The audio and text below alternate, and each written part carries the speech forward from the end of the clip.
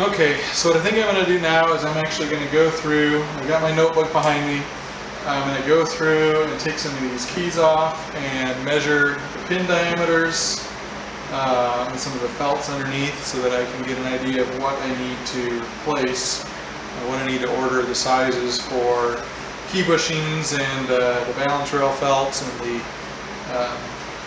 front rail felts and all that. I also need to go through and catalog how many of the key buttons are broken or damaged so that I can order replacements for these as well. And just start kind of going through this process overall of taking my measurements. So that's what I plan on working through now. So these keys, I can look if I uncover those. I don't know how well you can see. There we go. And you can see they've been before. Somebody's been in here and has got all the keys numbered. Probably going to go through and touch those up just because it's so hard to see. But this is going to give you a good chance to look at those awful key bushings and buttons. I'm just really getting into some of these cracked ones over here. It's missing altogether. Half of it is. And like I was vacuuming up earlier, and some of these, they just, I don't know which one it was. One of them just came right off with the vacuum. I set it back in place, but it is what it is. These are all going to have to be, worked. And you can see the key fronts too. We got missing keys all over the place. These original ivories, it'd be kind of nice to keep them, but they're just in such bad shape. We're gonna have to replace them with new key tops and fronts.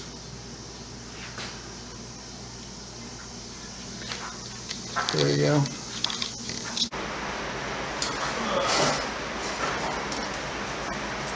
I think I'm going to start maybe somewhere down here towards the edge. Actually, let me just take these handful of keys out. I can get them out here easily enough. It's probably not been out in years and years and years, if ever. Oh my gosh, a little stuck. Come on.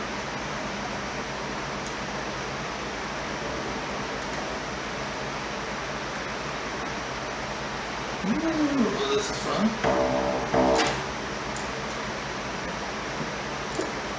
Let's try the one next time.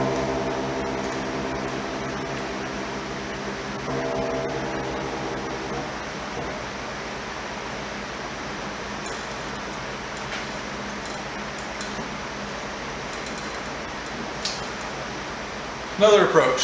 Let's take the action out. Let's see if taking the action out gets me the ability to take the keys out, and that might be part of my problem. I've got a spinette pinion, inside. That's what we plan now, and on that one, I can take the keys out, no problem, but it's got a different action mechanism. And I just feel like I don't quite have enough travel right now to get these out of the way to lift the key out, so let's just start this right here. I don't want to break anything, but this is going to need to come out for cleaning anyway. There we go, let's pop loose.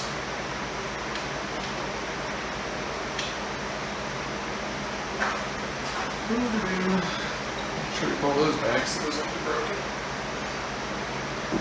They're on there tight, good and tight. Oh, there we go.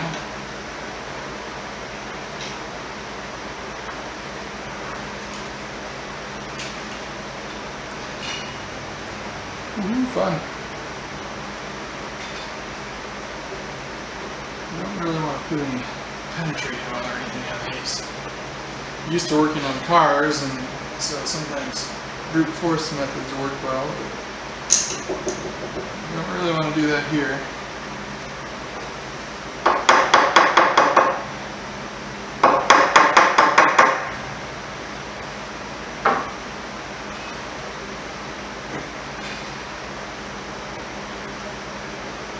Let's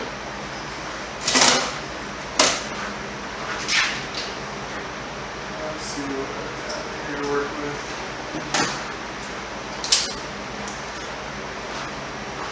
Be very gentle with this because I definitely don't want to mar this up.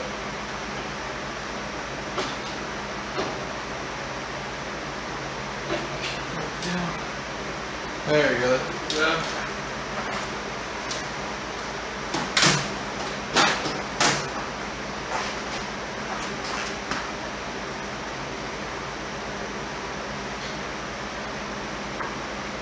Goes up there. Got a battery warning here. Let's see. This works.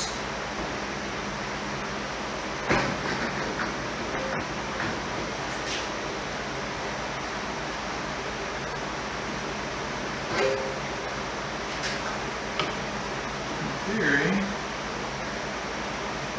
don't think I've fought anything out at this point.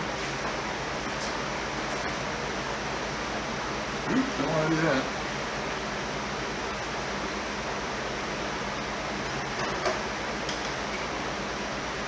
There we go. Oh, I'll set this over here for now.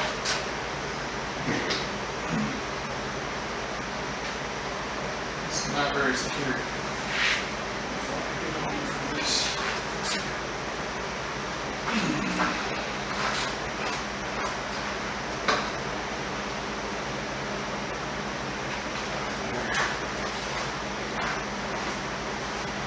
Yeah, so here we are inside the action of the piano.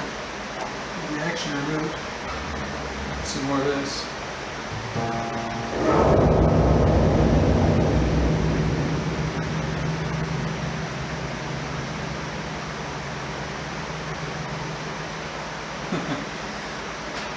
Okay.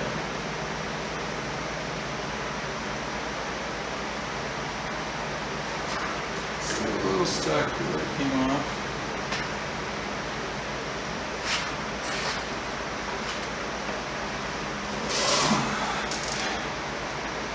So yeah, looking at this. Interesting how they do that. There's a little screw underneath here. We're adjusting the. This probably takes the replace of the capstan. Let's take out maybe a few of these keys in a row.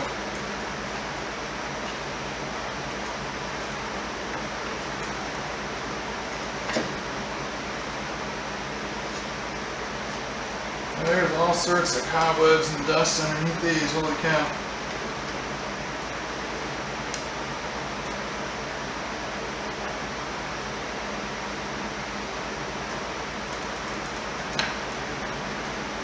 This one here's got issues. Yeah, so I don't know how well it shows up, but this is one that's got cracked wood there.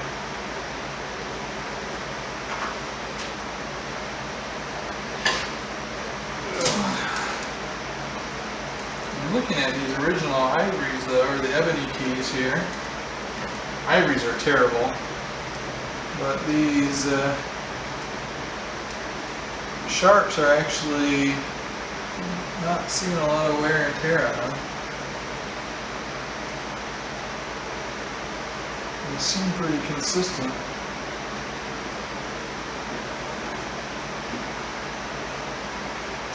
Just trying to get enough of these off that I can get in there with my calipers and measure these pins to make sure I've got. I'll just double check what size pins I've got. It seems like there's a lot of gunk that's just built up on the top of these balance rail pins because the keys start lifting off pretty easy and then they get stuck right down at the bottom.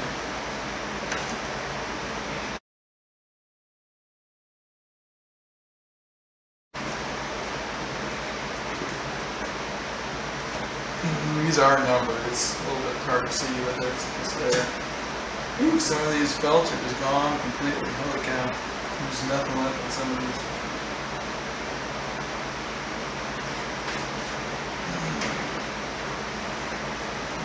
Oh, good access here. 146 on the dot. 146. 146, exactly. We're making money. 146. 1465. Oh my gosh, that one's out. 1465. 147. What am I doing? Oh no, you're going mad. Okay.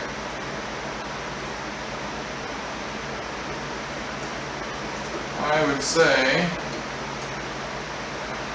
we are using standard 0.146 pins on the front rail for sure.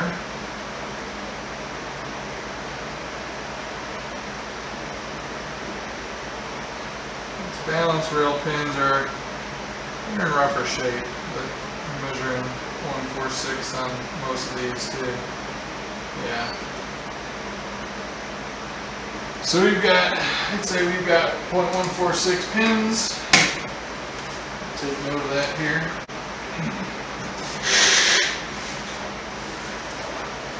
Decided to keep a notebook here as I go.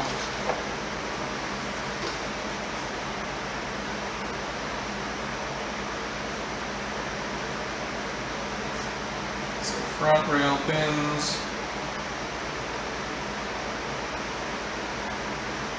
0.146 inches.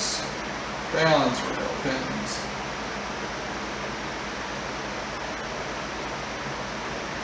0.146 inches. Okay. Let's measure our front rail felts. Felt thickness.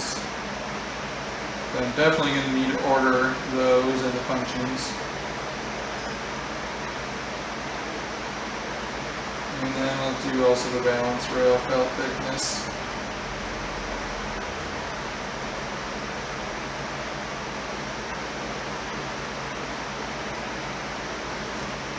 Okay.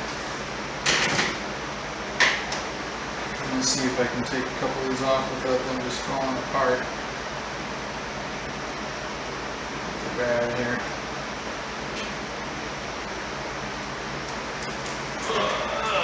So this is about 1.140.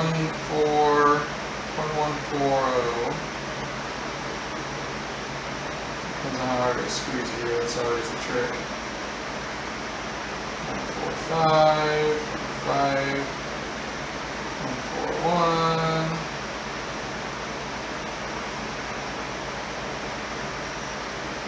149, 147, 146. Let's try one or two more here. These might be, I don't know what standard sizes for these, but these may have started as 150s or 140s and grown. Just have to take a little bit of a look. It's 163, 155. 157, 158, 160, 162, 162, 162, 156. So we'll need to take a look and see, but I'm guessing these are maybe approximately in the range of 1.14 to 0.16. Just kind of write that range and see what's available online. 0.140 to 0.160. So that's the front rail. Let's see if I can get a couple of these balance rail felts on. These guys are pretty thin. There's a couple here that are broken. You can just take the broken ones.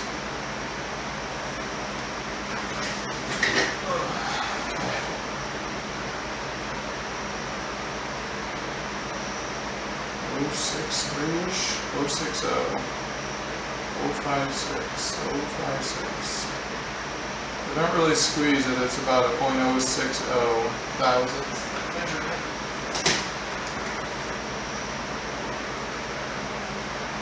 I'll call that good enough. I'll have to do punchings and all that business anyway. It's going to be, this part of it's going to just be really rebuilding.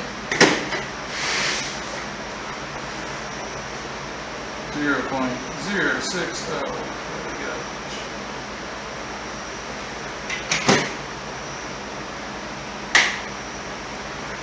Could measure the strings right now. I'm going to have to replace the strings by the looks of it, so I'm not going to bother at the moment.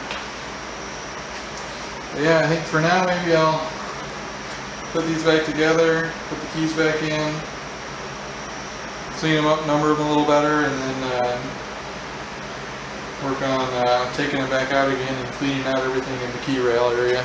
So I think that's the plan.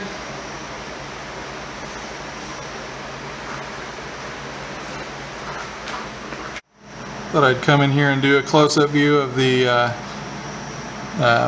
I guess the treble bridge. Just looking through here, I really don't see any cracking issues with it at all. Obviously I've got some broken strings up here, and obviously all these felts are worn and just gone, but treble bridge looks like it is absolutely fine. Just going down through here. Camera refocus a little bit here. Yeah, so it looks like it's in pretty good shape. And I didn't show from the back, but this soundboard on this piano, for its age and for its condition, I think it seems like it's pretty good. I don't know, I got a couple screws here, so focus on those a little bit if it works. Let's see here. I don't know if that was a crack that somebody tried to repair, or if that's just a rib, because I see there's a couple screws here, here, and if I look real closely, it might not show in the video, but I can see them are there as well a little bit. But in reality, when I was looking from the back side, I didn't have any obvious cracks. I don't hear any buzzes or anything as I was playing this, so.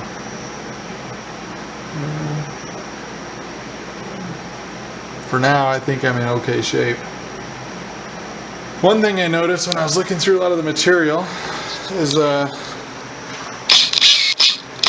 Ivers Pond advertised pretty heavily their soft stop feature. And I noticed when I got this piano, there's an extra hole down here and there's this leather strap attachment, and I'm wondering, because it almost looks like it's something that could come over here, wrap around and tie something off. I'm wondering if that maybe was part of their soft stop, but there was definitely nothing in here attached to this piano, because this hole, there's also another one on the other side that come over here. That same hole is over here. So that's what makes me think maybe that feature was there but is now gone. So that's one thing. Maybe we'll have to scour online and see if there's piece parts available I can find on eBay or around, but I know there's not a lot out there for the Ivers Pond pianos available on the internet as far as research wise goes. A lot of advertisements and stuff, but that might be about it.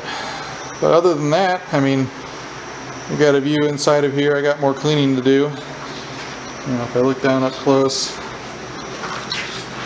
let's focus in on here. This is what's underneath the keys. There we go. So it's in, obviously it's just in terrible shape. Pins don't look too bad. I'm gonna try to polish them up and clean them up, but man, it's just filthy. Absolutely filthy. And everything is just deteriorated.